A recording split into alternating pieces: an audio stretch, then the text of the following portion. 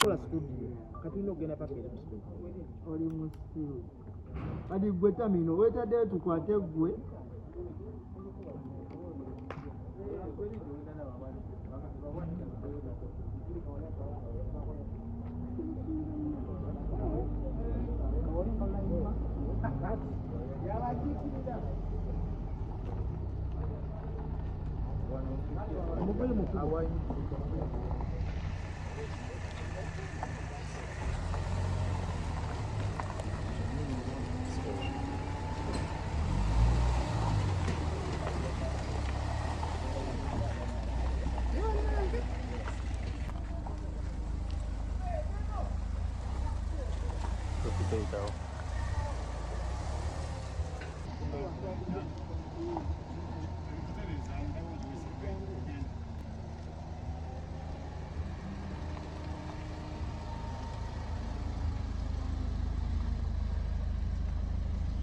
Nabemu.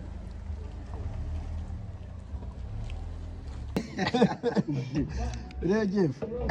Usije bagambye njitwale. Tuli set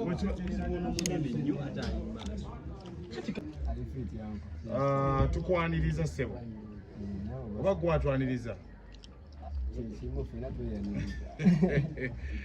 Maaso g'abaana mawulire bano bazze olunaku lwaleero nga baagala okutegera Royal Jeff yani era lwaki tuli wano olunaku lwaleero. Royal Jeff muyimbi. Yesebo. Ate nga Royal Jeff yakoze studio era yensonga lwaki wano lwaleero. Studio bagiyita GP Production Company. Bigendo bange kwasaganya emirimu era kyensonga lwaki nabayise so that musobolaga abantu ekigenda mu maaso koze ekintu kino lwabavubuka mostly lwansonga njagala kuliftinga bitone by'abaana. Kino ekintu kiraga nti olina achievement gy'otuuseeko ennene okwagala okusula abantu abala ekitegeezo either olw'amaanyi oba olina milestone gy'otuuseeko gwe waawo otuuse okunona abalala. Tekitegeeza nti oba ndi w'amaanyi oba ndi ki naye just nti I'm just blessed and nafuna opportunity okuba nti nsobola okukikola at this age oba nga sinaba kuba w'amaanyi nnyo nga balowooza nti w'amaanyi abalina okukikola ki okukikola so just wanted to create the awareness. Yeah. And let me tell you guys this, you have to believe in yourself, you know.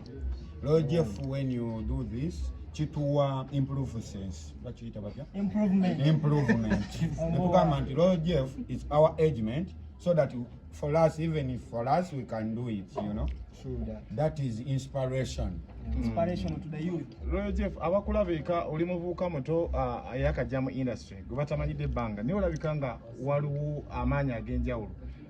Emmotoka gyevuga ya bbeeyi byoyambadde bya bbeeyi ebintu by'okoza bayimbi abamu babaddewo ebbanga tebalina studio nga gy'okuleetinze sente ozijja wa?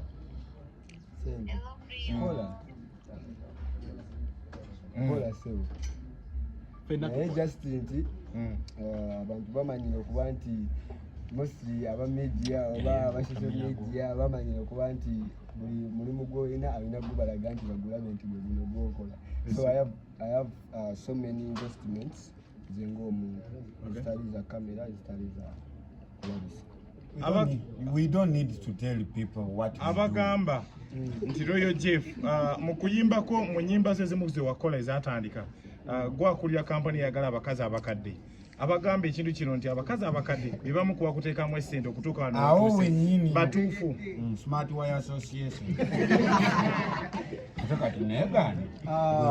Royal Jeff ndi muyimbi ate nga Royal Jeff nze mbirivinga okuba nga ninayimba ku kintu ekigenda mu maaso mu society gyembeeramu nti nze wenatandika okuyimba I focused okukola ekintu ekya reality nti wenayimbira oluyimba lw'abakazi abakadde it was very true and tekyakatandikawo kyaviira ddala mu ba Paulo Kafeero abo mpaka kati right now nti wekiri so nayimba ku kintu abantu kye bali used oba ekigenda mu maaso mu bulamu bw'ensi oba mu bulamu bw'abavubuka.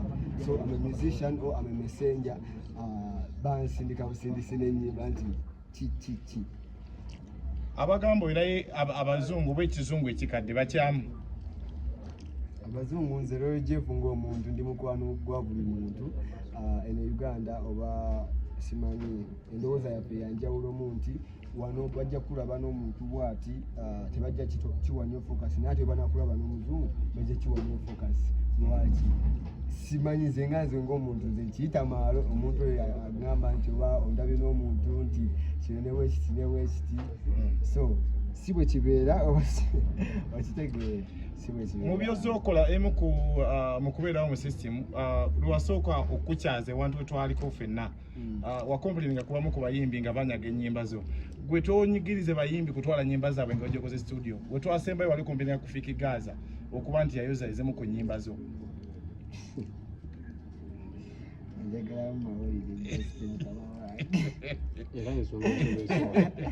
Fiki Gaza yayoza oluyimba lwo nga nti yalooza naye nga kyemmanyi ye ng'omuntu bayinza okuba balumuwandiikira kuba oluyimba olwo bali baluyita banana so oluyimba lwange olwasookera ddala mu industry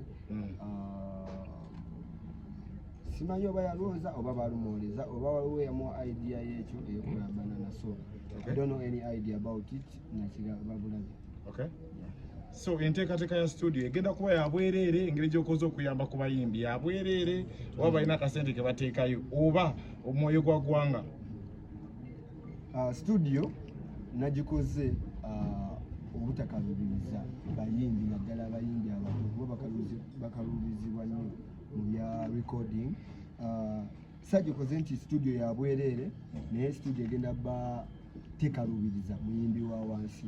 That's all I can say. Range Rover motoka jovuga ya Sente Maker. Range Rover. Direct. Toile we kumasiza tata ntwekyulidde. Range Rover. Ye mitwale na n'ekitundu ebya dola semo. Wazijje mu kuyimba. Nga bwe nabagambye nti I have my investments, so zesiraga eri kamera oba nti nkola kino oba nti nkola kino naye they can give me money. Abasinga bagamba nti abakazi abakadde bano boolimu bali mu kulemaza nga bakuwa buli kyoyagala ku bwereere kati ng'emmotoka gye bakuwadde bo tebaagala balemaza.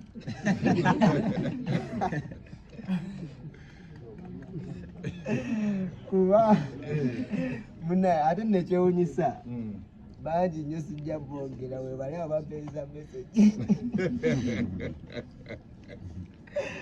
okitegeera abadde ne bagamba nti ate ki toba nayimba olwo olima ne ŋŋamba si nze nzekka ayagala abakazi abakadde tulina ekibiina kya lwakuba abamu tebamalaayo like tebawunya bulungi kati singa osembera wano waali naawe ne bwoba musajja omwekwatako nasaamu ekiwo bayimbi kyamanyikiddwa abali mu kibiina kyamu kibiina ekyo sekuritale yasinga okimanya era yakyogerera ennyo yaliwo sekretary wali bamweta sijje ba wali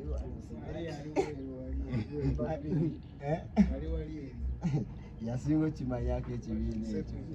gw'okozesa bukodyo ki okujja mu bakyala abo ebintu by'ebbeeyi weebiti abalala kye batasobola kukola anti kati ndi mukugamba nti wewabanga bakazi bakati nabo balina bakivuge sooka bawe ku bukodyo chicken na investments zaye ng'omuntu tolimba gwanga alali true bro sigenda kujja kugamba nti nze nina kino ne bwekiti ne bwekiti yeah I have many investments ng'omuntu iso okumpa sente era zindezeewo ng'omuntu gwabakwana be bakwana bani abakazi abakadde ninga mwesibye nnyo ku kyabakazi abakadde kozi n'ekirala kitawulidde ekya location ya studio chicken tojja tuli Kyanja opposite tuli Ring Road Kyanja opposite ne Mollet. Is it opposite oba near after Mollet supermarket ewe tusangibwa waneero endongo wegenda okukwajiza budget togenda tubulya sente kwe tutandikira taata oba buli ayina zayina jje soke tugulewo tunaba kugulewo singa omanya studio ey'okusupportinga abaana bato